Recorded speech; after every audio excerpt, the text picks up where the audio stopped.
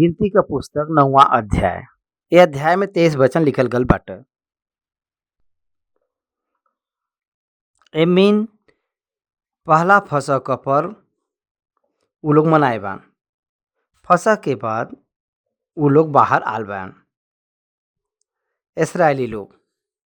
ओकरे बाद 1 साल के बाद सीनै पर्वत के किनारे उ लोग लगभग 1 साल तक उ लोग वहाँ रहन। वहाँ पर रहे रहन। वहाँ उ लोग दूसरा फसह के पर्व के मनाए बायान। साधारण तौर पर फसह के निमित्त समय पहला महीना 14वां तारीख के फसह क पर्व होला। लेकिन ये दूसरा फसह का दिन बाटे। एक बाधा आयल बाटे। वो बाधा के वजह से उ लोग पहला महीना 14वां दिन के फसह के नहीं मनाए पाए रहन। वो रीत के अनुसार नहीं मनाए पाए रहन। एक मनुष्य के शव के छू के उ लोग अपवित्र होए के कारण फसह के नहीं मनाए पाए रहन। तब उ लोग का करे रहन कही के मूसा उन लोगन के तरफ से परमेश्वर के पास जाके पूछे रहना। तब दूसरा महीना सेकेंड मंथ 14 डेज फसह के दूसरा महीना के 14वां दिन में परमेश्वर परमिशन देवई त उ लोग फसह का एज इट इज रूप मनाए रहना। ये हम लोगन के पहले से 14 वचन तक देखे के मिलला।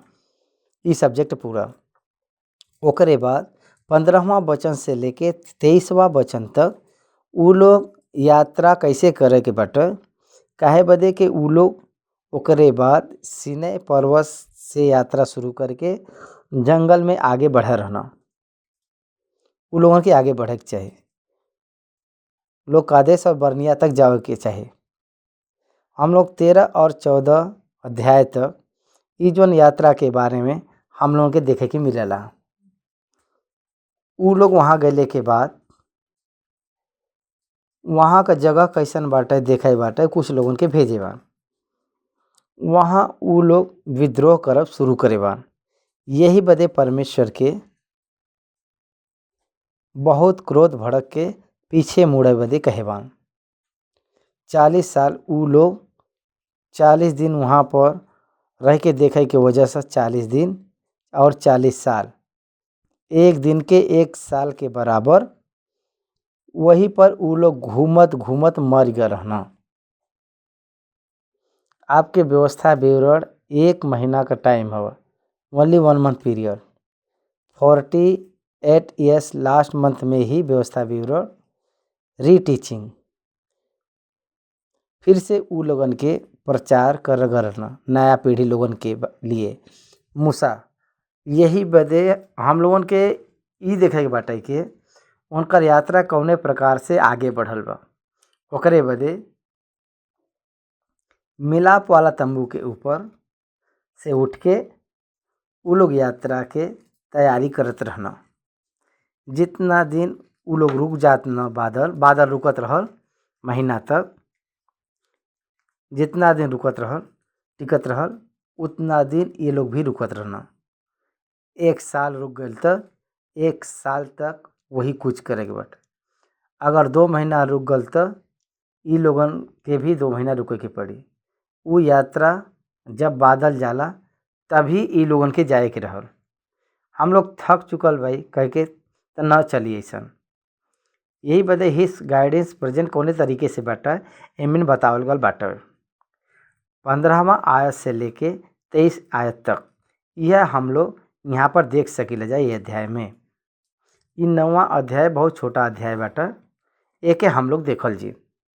चलो ध्यान करल जी। पहला आयत इसराइली के मिस्र देश से निकले के दूसरे वर्ष के पहला महीना में यहोवा सीनै के जंगल में मूसा से कहना।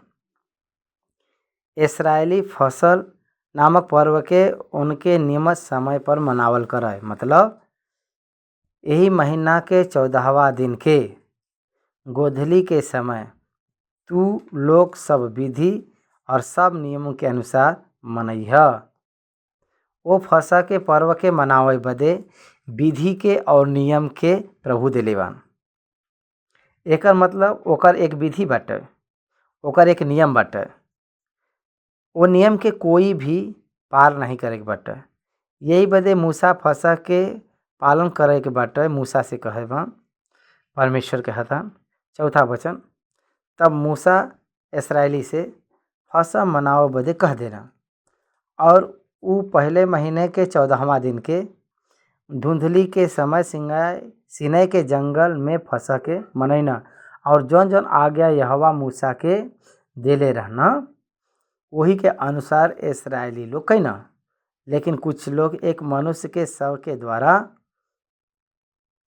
अशुद्ध होए के कारण वो दिन फसह के नहीं मनाई सकना, और वो वही दिन मूसा और हारून के समीप जाए के कहे लगना, फसह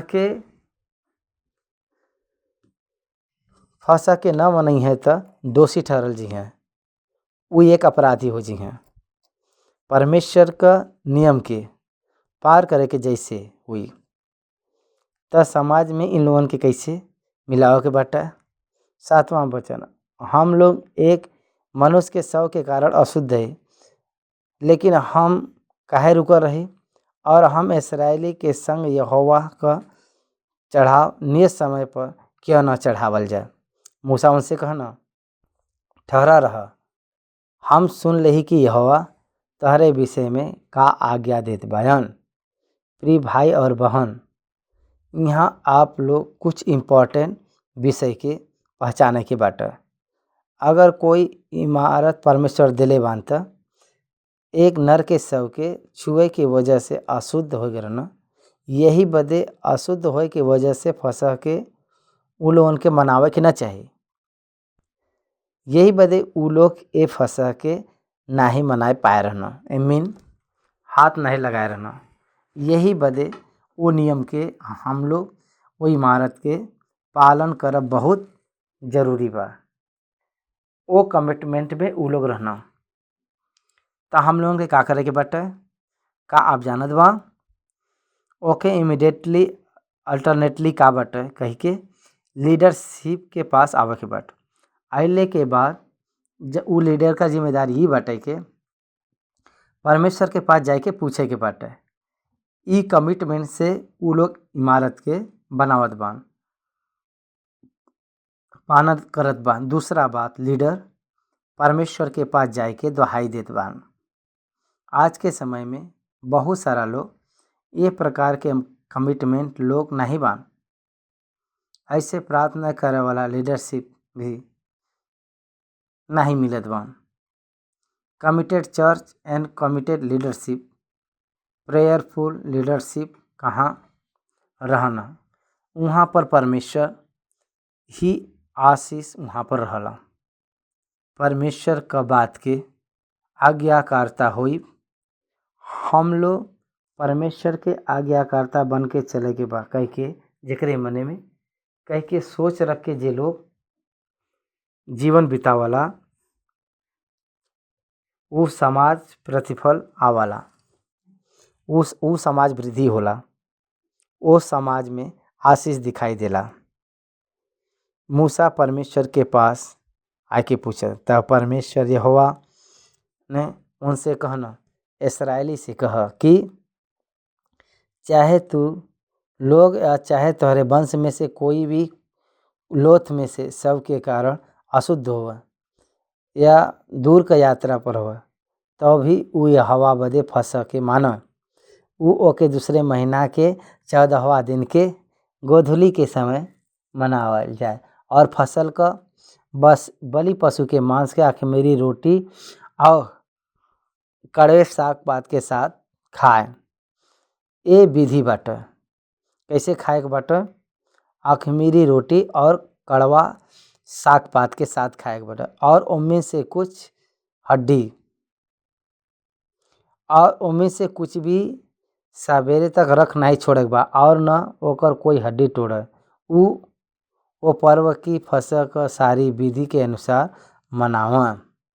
काहे जानत बा यीशु मसीह के शरीर में एक भी हड्डी नहीं तोड़ल गल रहल। वो 3 बजत ही वो अपने प्राण के छोड़ दे रहन। जौन दहिना बायां बाटे डाकू लोग उ लोग शाम हो तो भी वो लोग मरल नहीं रहना। वो सेना का सरदार जौन क्रूस पे दूसरा दिन विश्राम दिन जौन आ रहल, यही बदे उ महा विश्राम दिन रहल। वो शव के वहाँ पर नहीं रखे के बाटे, जल्दी जाए के देख के आवा। अगर न मरे तो ओके हड्डी के तोड़ के मार देवे के बाटे, पैर के टांग तोड़े के बाटे। डाकू लोग मरल नहीं रहना। उ लोगन का लहू तो बहत रहल। उ लोग बहुत पीड़ा में रहना, क्रूस पर टांगल रहना। अभी भी उ लोग जौन मौत आ नहीं रहा त उ लोगन के पैर के तोड़ के मार डाला रहना लोग। लेकिन यीशु मसीह त कब को वो मर चुका रहना 3 बजे। उनकर पैर तोड़े का अवसर नहीं पड़ल। फसह का जौन बलि पशु के हड्डी में एक भी तोड़े के नहीं बाटे। जौन लिखित जौन वचन के अनुसार यीशु मसीह के शरीर के हड्डी में एक भी न तोड़े के जैसा वह फसह के बलि पशु के रूप में उ अर्पण करल गल बयान। एक चिन्हात्मक रूप में बतावे बदे फसह के बलि पशु के हड्डी में एक भी नहीं तोड़े के बाटे कह के कहल गल बाटे। आप लोग मांस के जौन काटन ओके पास जाए के देखे के बा। इवन आप लोग जे होम बलि करला उ लोगन के पास जाए के देखता हड्डी के साथ तोड़ डालन, सारा हड्डी के चकनाचूर कर देना। लेकिन यहाँ फसह बलि पशु के पास आवाला, हड्डी के तोड़े के नहीं बाटे। ई मसीह के दर्शावाला। यही बदे ई फसह का पर्व में हड्डी के तोड़े के नहीं बाटे। यही बदे कुरिन्थियों के पत्री में बहुत स्पष्ट रूप में लिखल बाटे, आपके फसह के बलि पशु जानवर के रूप में यीशु मसीह वध करल गल बयान कह के 5वां अध्याय में लिखल गल बाटे। हाँ ये बात सच है। फसह का पर्व बलि पशु के रूप में यीशु मसीह के चढ़ावल गल ह। काहे बदे वो जन गुड़ बाटे वो एमिन दिखाई देला। वो बलि पशु के भी शाम के ही मारल गल रहा। शाम के 6 बजे फसह का खाए बदे तैयारी करे के बाटे था। सेम डे 3 PM के मारे के बाटे वो जानवर के। वैसे ही यीशु मसीह 3 बजे ही प्राण के छोड़े रहना। वह फसह का वो एक बलि पशु है, परमेश्वर का मेमना हन कह के। उत्पत्ति का पुस्तक 22वां अध्याय में जौने विषय के बारे में अब्राहम एक्सपेक्ट करे रहना, यहोवा ही बलि पशु के ही देख ली हैं। वो पर्वत के ऊपर, वही पर्वत के ऊपर एक परमेश्वर के एक मेमना यीशु मसीह अपन स्वयं लहू बहाए रहना।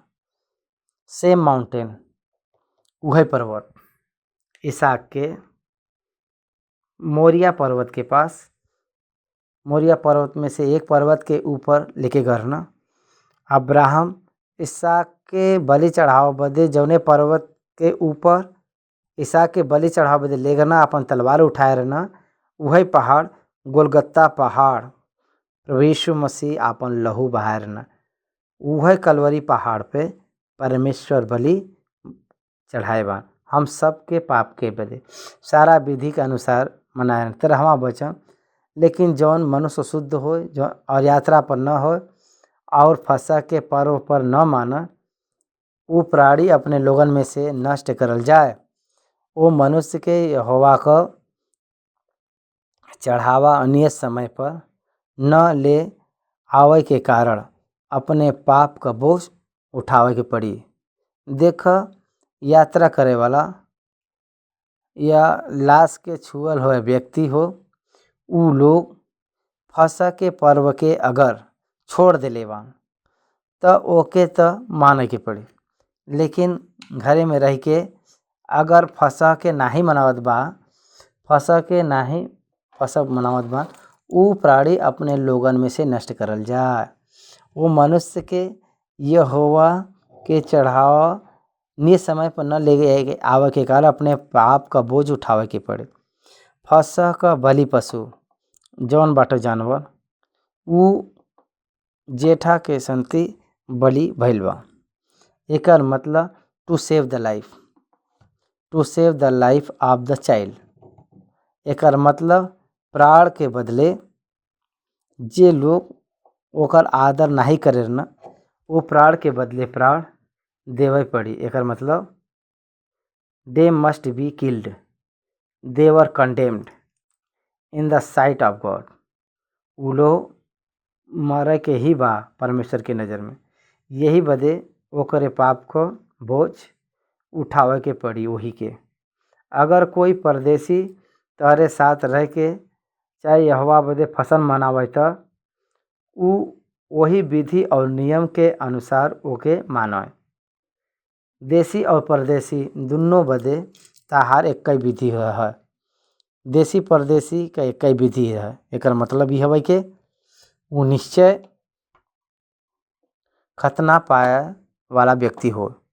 अगर परदेसी एके मारल चाहत बान अपने साथ रख के त ऊ निश्चय खतना माने के पड़ी। स्वजन लोग जैसे खतना के वजह से अंगीकार होना परमेश्वर के, वो परदेसी व्यक्ति भी वही प्रकार से अंगीकार होए बदे खतना के माने के पड़ी। नियम और विधि तो सबके एक ही बाटे। यही बदे अन्य व्यक्ति यहूदी व्यक्ति दोनों पाप के क्षमा के निमित्त अंगीकार होए के बाटे।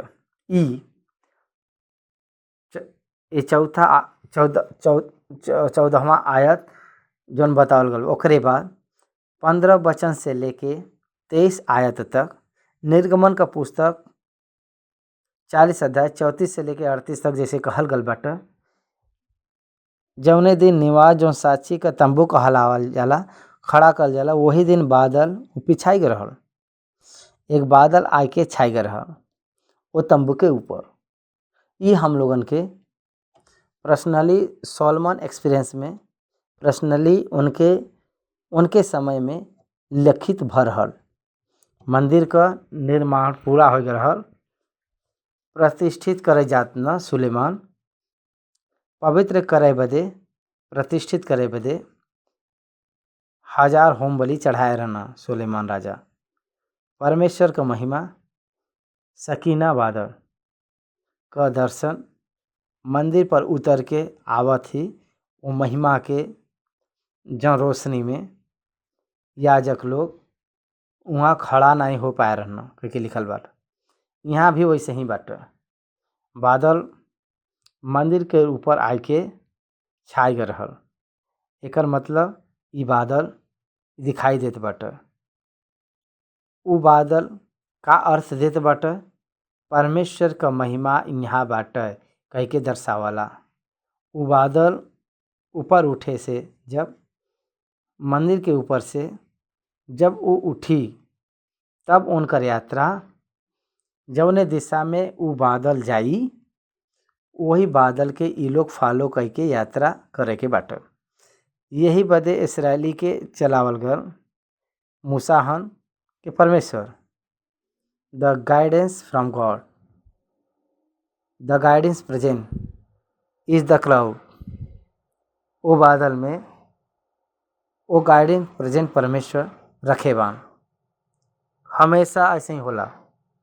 वो दिन बादल ऊपर छाई गल और संध्या के वो निवास पर आग सा दिखाई दिले और भोर तक दिखाई देत रहल। नित्य ऐसा होल करत रहल। सच में शाम होत ही आग जैसे दिखा। ये एक अद्भुत कार्य बाटे। इस्राएली लोग बहुत भाग्यवान बा। इतना अनुभव के पाए के वो लोग भी परमेश्वर हमके न चाहे कह के वो लोग सोचे बानी। कर मतलब कितना भयंकर कठिन हृदय के लोग बानो सब। नित्य वैसे ही भल बाटे। सुबह दिन के समय वो तंबू के ऊपर परमेश्वर का बादल छावत रहा और शाम के समय, संध्या के समय आग के जैसे दिखाई देत रहा। और जब जब वो बादल तंबू पर से उठ जात रहा तब इस्राएली प्रस्थान करत ना। और जौने स्थान पर बादल ठहर जात रहा वहीं इस्राएली लोग अपन डेरा खड़ा करत रहना। काय आप जानत बान, बादल चलावत बाटे इस्राएली लोगन के। बादल जब निकलत रहल तब उ लोग भी चलत ना, प्रस्थान करत ना। और जब बादल रुक जात रहल तब उ लोग अपन डेरा खड़ा करत ना। मसीह लोगन के जीवन में भी ऐसे ही हवे। वचन का रोशनी में चले के बाटे। वचन जौन चलावला वही मार्ग पे चले के बाटे। वचन नहीं चले के बाटे कह के अगर कहल जाए तो रुके के बाटे, वो मार्ग पर नहीं जाए के बाटे। वचन कह के चल कह के तो चले के बाटे। डोंट वॉक कह के रुक जाए के बाटे। डू वॉक कह के आगे बढ़े के बाटे। वचन के रोशनी में चले के बाटे। यही बदे हमार वचन तहार वचन हमरे पाँव के लिए दीपक और मार्ग बदे उजियाला है कह के भजनकार कहे बा। यहोवा के आज्ञा से इस्राएली प्रस्थान करना। मूसा का योजना नहीं है, ये मूसा का ज्ञान नहीं है, मूसा का प्लान ही नहीं है, ये मूसा का विजडम नहीं बाटे, मूसा का डिसीजन नहीं बाटे, ये परमेश्वर का डिसीजन है। कितना प्रभु ए पर ध्यान दिले बा। आज का मसीह लोग पहचानक बाटे के inner voice. A Christian must follow his heart control by the holy spirit, not his own heart. What is the difference between? दुनिया के अविश्वासी का अंतर का बाटे? दुनिया अपने मन के फॉलो करल, विश्वासी अपने मन के कंट्रोल करल है, पवित्र आत्मा। ओके, द सेम थिंग हैपन। पुराना नियम में भी वो लोग परमेश्वर के बात के अनुसार चलना। परमेश्वर चले बदे जौने दिशा के कहना, जौने और कर चले बदे कहना, जब तक चले बदे कहना तब तक चला रहना। वो न हो के वो लोग यात्रा नहीं करे रहना। और यहोवा ही का आज्ञा से वो लोग डेरा खड़ा करत रहना। और जितना दिन तक वो बादल निवास पर ठहरल रहत रहल उतना दिन तक वो डेरा डालल पड़ल रहत न। जब बादल बहुत दिन निवास पर छा रहल तब इस्राएली यहोवा का आज्ञा मानत न और प्रस्थान करत न। कभी कभी बादल थोड़ा ही दिखत रहल तब पर वो यहोवा के आज्ञा से डेरा डालल पड़त रहत न। और फिर यहोवा के आज्ञा से वो लोग प्रस्थान करत रहना। वो लोग यात्रा करब और डेरा खड़ा करब, रुकब, वो परमेश्वर के बात के अनुसार करत रहना। They give the important to the word of God. हे परमेश्वर, आप न हो के एक कदम हम लोग ना ही डाल पाई सके जा। ये प्रकार से मोसेस मूसा उनके बात के अनुसार ही रुके के बाटे, उनके बात के अनुसार ही चले के बाटे, और उनके बात के अनुसार ही आगे बढ़े के बाटे। याद रखो, मसीह अपने सेवकाई के परमेश्वर के बात के अनुसार करे के बाटे, परमेश्वर के वचन के अनुसार करे के बाटे, परमेश्वर के वचन के अनुसार आगे बढ़े के बाटे।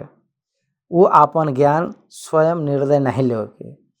वो कभी कभी बादल केवल संध्या से भोर तक रहला, और जब वो भोर के उड़ जात रह तब प्रस्थान करना।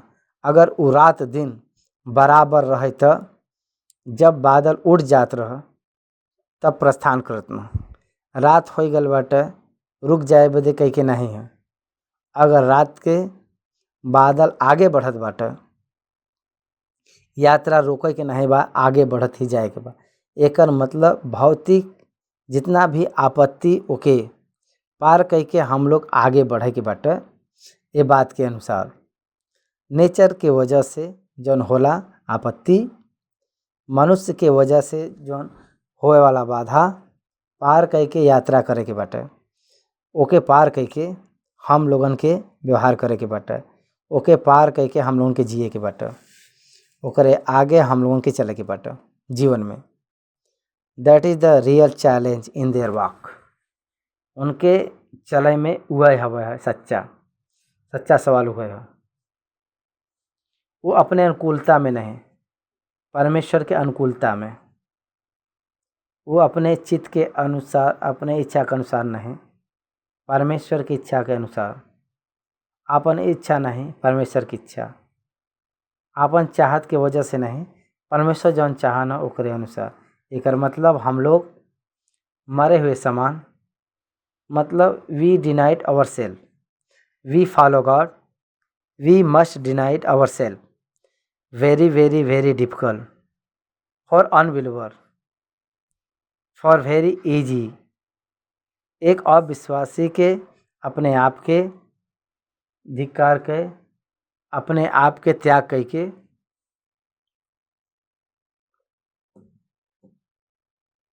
परमेश्वर के फॉलो करब इम्पॉसिबल बाटे।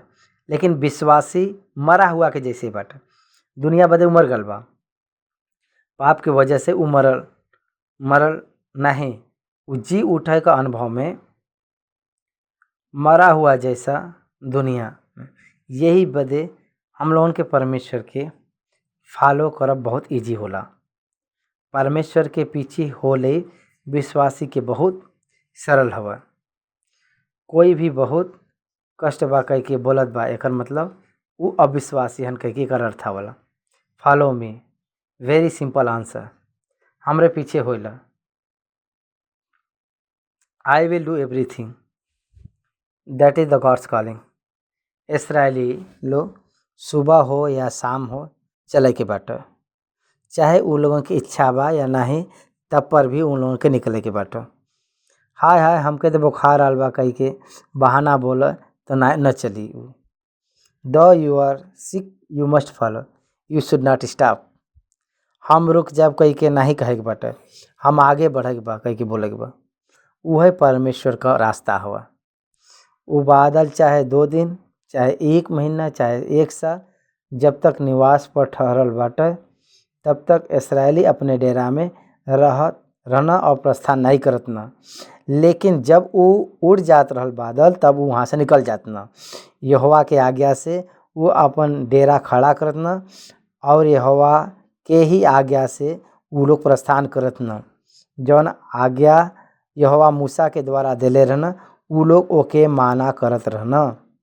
वो लोग यहोवा के वचन के अनुसार जब तक चले रहना तब तक अच्छा रहना। लेकिन वो लोग स्वयं के इच्छा जब चले लगना तब वो लोग गिर पड़ रहना। द हार्ट इज़ द रीजन। आपका हृदय के कारण परमेश्वर के पीछे होइले या तो धिक्कारब। आपके हृदय के ही परमेश्वर के पीछे होए बदे तैयार करब त आप परमेश्वर के मार्ग में हिम्मत के साथ आगे बढ़ सकल। ये अध्याय के हम लोग यहाँ पे ख़त्म करत बाई जा। धन्यवाद।